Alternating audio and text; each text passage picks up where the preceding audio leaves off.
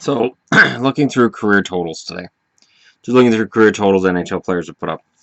And the players who aren't in the Hall of Fame.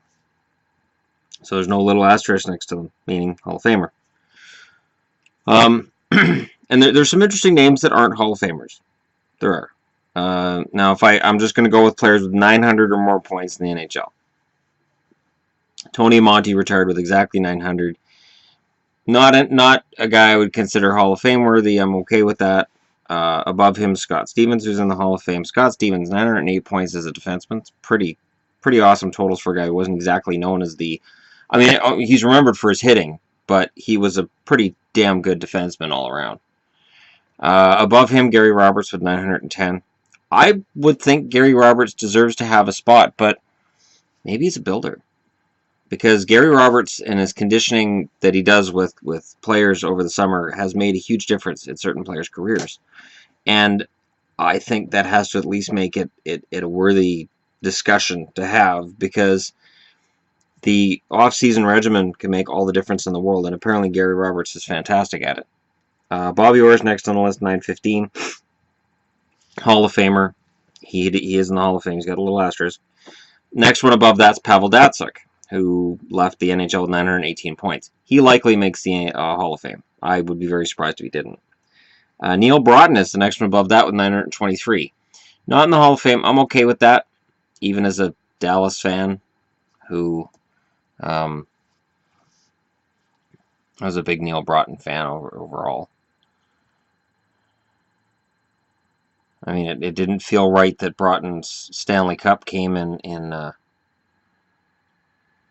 New Jersey, but he's, you know, he at least got one. Now, next one up on the list is Brad Richards, 932. I don't think Brad Richards is going to go into the Hall of Fame, personally. Steve Thomas, 933. He won't be in the Hall of Fame. Jason Arnott, 938. A player who got much better as he got older. When players are slowing down, he was getting better. Doesn't go in the Hall of Fame. Chris Chelios, 948. He's in the Hall of Fame and belongs there, even though I couldn't stand him as a player. Vinny Lecavalier, 949. I doubt he makes it. Rick Tocchet, 952. Surprised he's not in, actually, because Tocchet did a lot of things for a lot of teams. Pretty damn tough and very good with the puck as well. Larry Robinson, 958. Absolutely belongs in the Hall. He's in it because he simply was a dominant defenseman. Kirk Muller's the next one above him at 959, and he's not in the Hall of Fame. So that's understandable. He was the guy who got drafted after Mario Lemieux. So the fact that he's in the top 100 of scoring all time gets overshadowed by the fact that he was drafted after Mario. Shane Doan's 964. That's where he is currently. Is he a Hall of Famer? Borderline. Maurice Richard, 965. Andy Bathgate, 973. Daniel Sedin, 974. I've said before, if both Sedins get 1,000 points, I think they're Hall of Famers. I'd be very surprised if they don't make it anyways. Davey Keon, 986. He's in the Hall. Of course, Keon played in the WHA. That's why he didn't end up with 1,000 points. Rick Middleton, 988. Middleton, a very good forward for a few years there. And the thing with him was his conditioning. So once his conditioning became Wellwood-like, he was done. Paul Correa, 989. Criminal that kid doesn't have 1,000 points. I say kid, and yet I think I'm the same age he is. Let me just take a quick look here. Yeah, I'm 1 year older than he is. Alright, I can still call him a kid then. But yeah, Correa, fantastic player.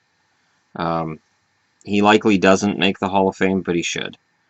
And now I'm going to look at 1,000-point players and only look at the ones who don't have a Hall of Fame status. Brian Propp. Went through injury problems. Fantastic that he got to 1,000 points. I was a huge Brian Propp fan. It's a shame he's not in the Hall.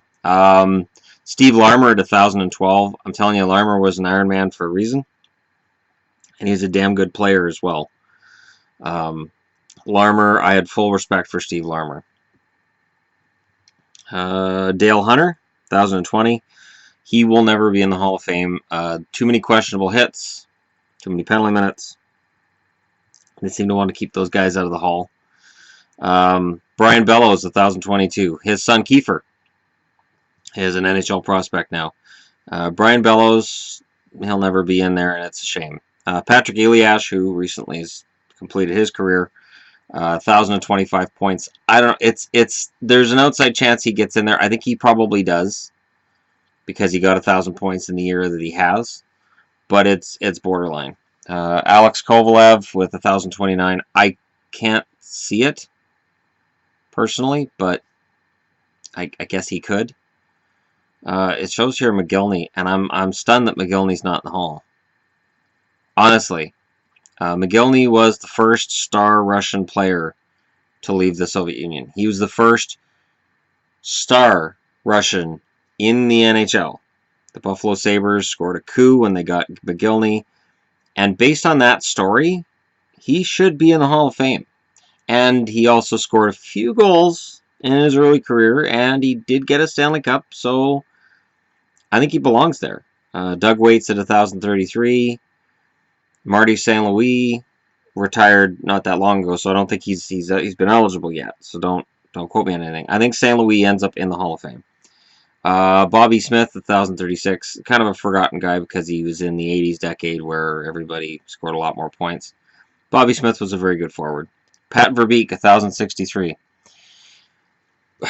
Damn good pure goal scorer, but I'm okay with him not being in the Hall. Keith Tkachuk, 1,065. I think he should be in there. I do. I think Keith Tkachuk should be in the Hall. Ray Whitney with 1,064. Miss Ray Whitney. Whitney is a guy I have a soft spot for because, again, like Arnott, he got better as he got older. Dave Taylor, 1,069. I'm surprised Dave Taylor's not in the Hall.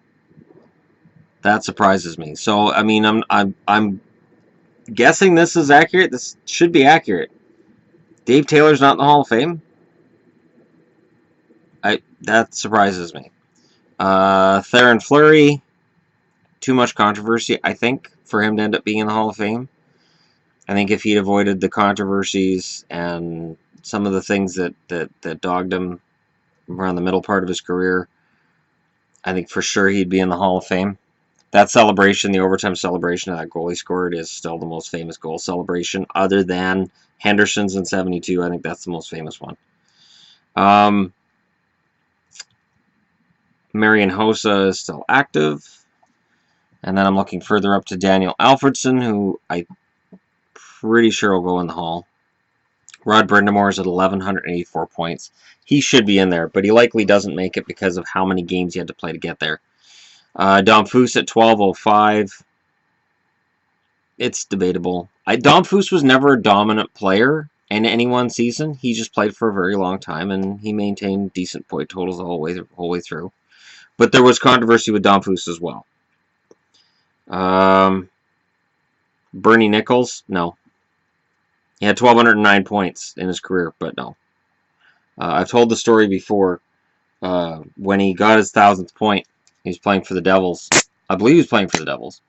The story is he was playing for the Devils, and somebody mentioned to Alexander Semak, who was new over from Russia, that Nichols had 1,000 points. And apparently Semak was just like, you have 1,000 points? Like, how the hell? Like, he just was apparently stunned by that information because he didn't see it, I guess.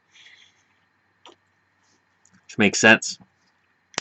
Jeremy Roenick, 1,216. How is he not in the Hall? Is it his personality?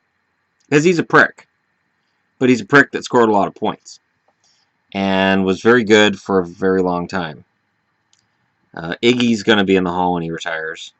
Pierre Turgeon, 1,327 points. Again, he was never really dominant. But 1,327 points is kind of a nice total. So I think eventually he gets in. I just don't know when. Andreychuk, 1,338. Played forever. But 1,338 points are 1,338 points.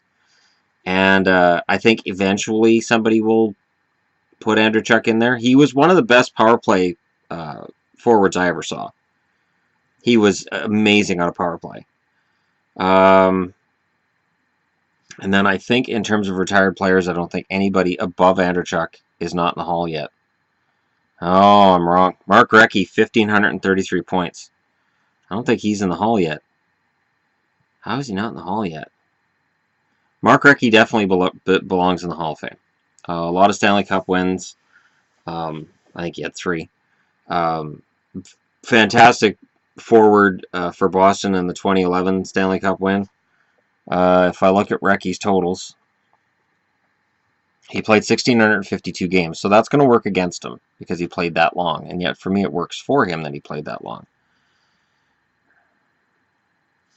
And he retired after that Stanley Cup win in 2011. And he had 48 points in his retirement season in 81 games with Boston. So, I mean, his offense had left him, but he had he had 300-point seasons. He had one with 90 points. It's a tough. I know it's a tough call. I'm not going to say that Recchi is some fantastic automatic Hall of Famer based on totals alone, but he somehow was always on really good teams. NHL miscellaneous, NHL playoffs. He played 189 playoff games, had 147 points. He won a Stanley Cup with Pittsburgh in 91. He then got traded before the 92 Cup win, and at least he's not listed as being in the playoffs with them. And then he had a Cup win in 2006 with Carolina, and then in 2011 with Boston. So he won the Stanley Cup with 3 different teams. That to me says, yeah, he should be in the Hall. And yeah, 91, 92, he was traded to Philly. So it's not his fault that he didn't win another Stanley Cup there. He had 97 points that season too.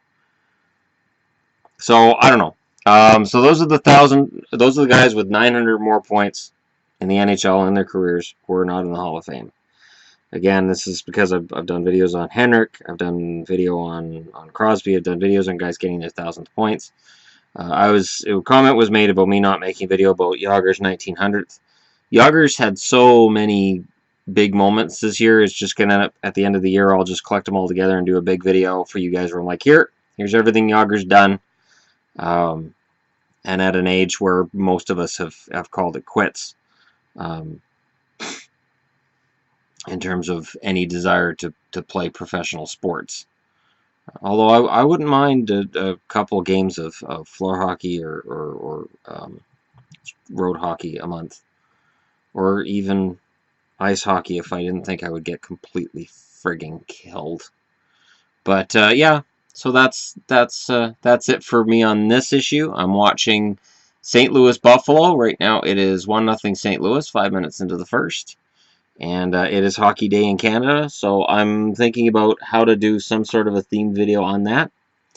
Because it is, big day for Canada. I'm going to a hockey game tonight. It's not the Canucks game. It's a Vancouver Giants game.